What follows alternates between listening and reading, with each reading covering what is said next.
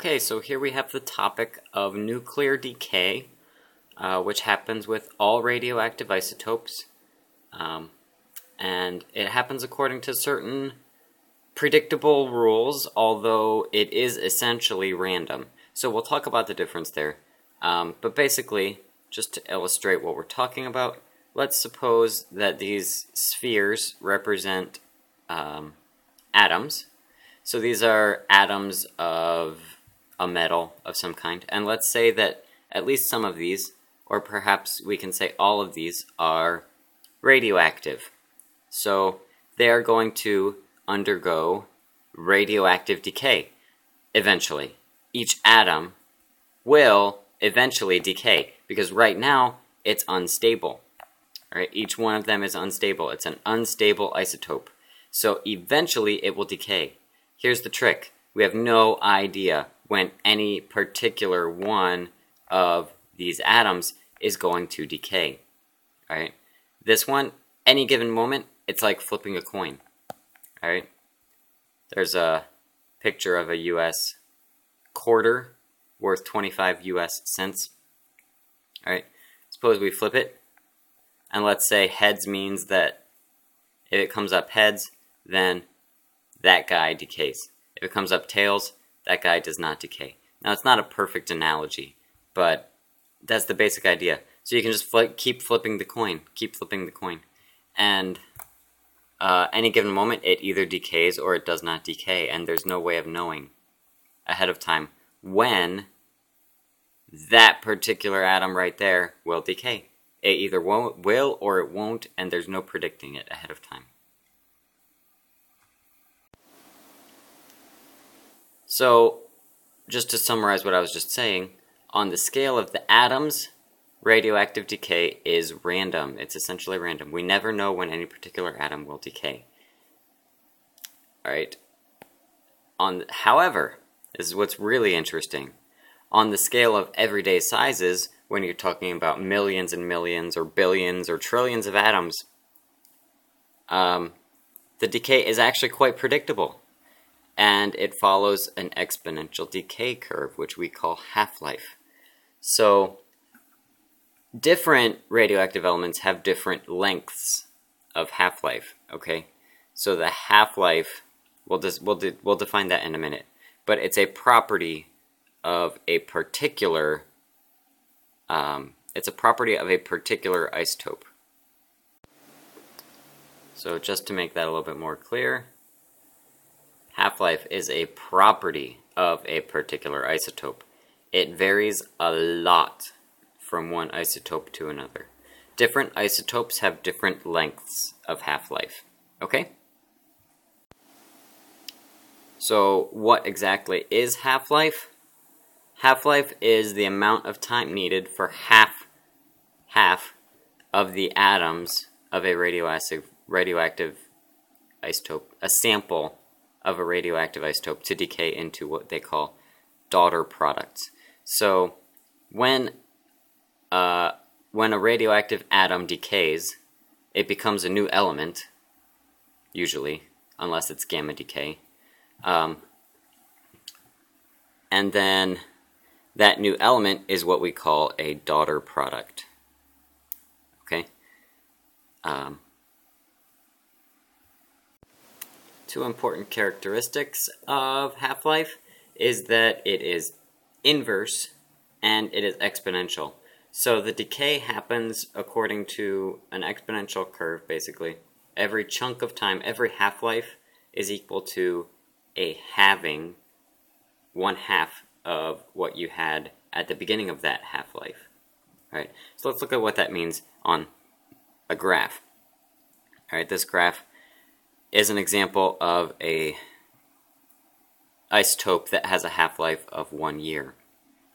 Okay, so looking at this graph, you'll see over the course, so we pick a start time to look at this sample, and we have 100% of radioactive material at the start of our time, and 1 year later, we check again.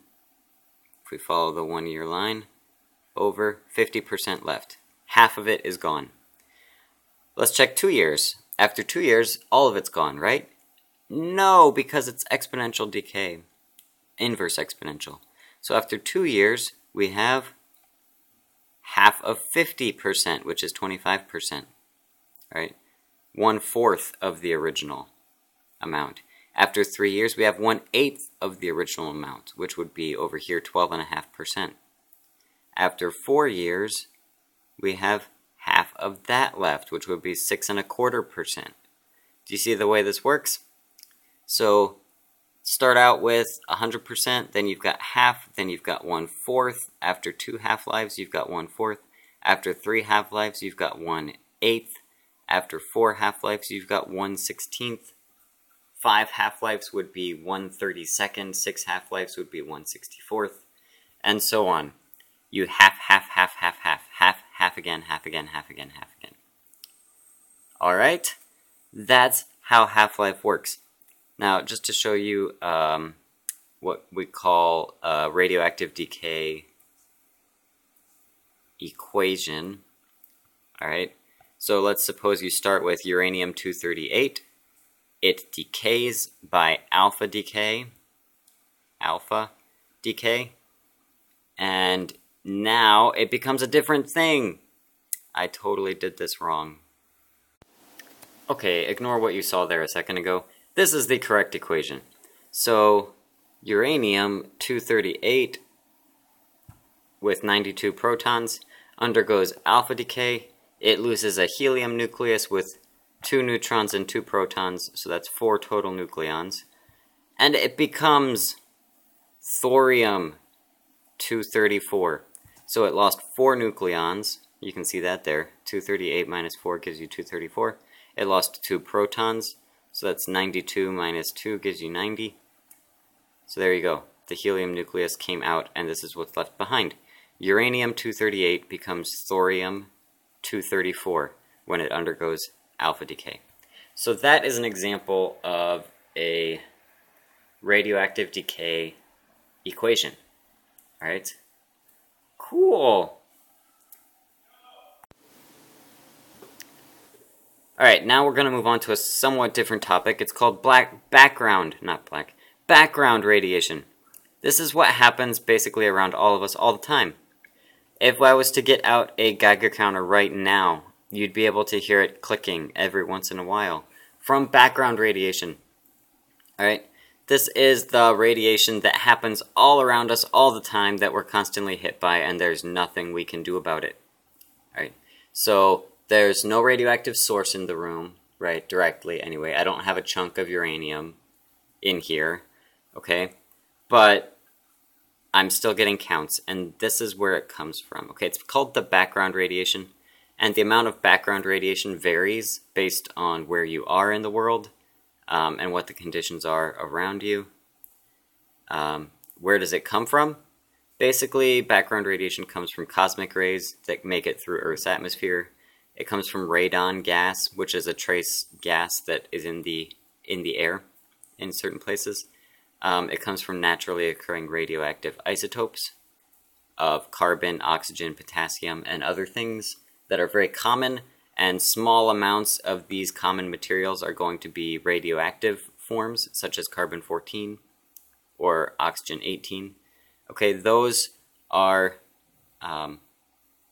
radioactive isotopes, and there will be small percentages of those in everything. The air you breathe has very few oxygen atoms that are radioactive. Same thing with the carbon in your body, and so on. It's not dangerous to us because it's very small amounts. But right, medical applications, nuclear testing, and accidents have put nuclear radiation into the environment. So here's a little graph of where most of the background radiation comes from.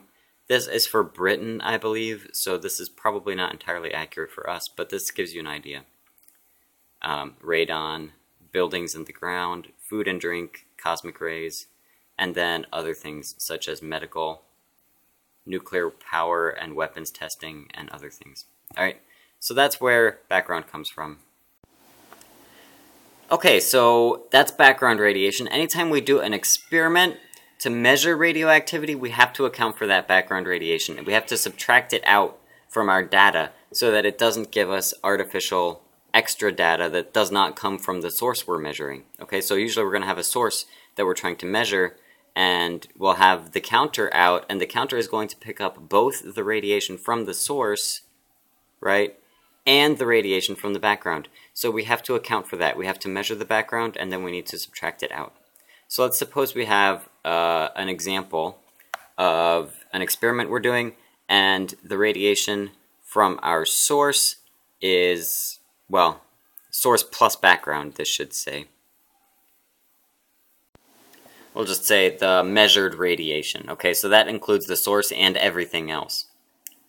Alright, and then we take the source away. So we take away our source of radiation that we're trying to measure, and then we just measure the background. Alright, so this is what we get when we just measure the background radiation.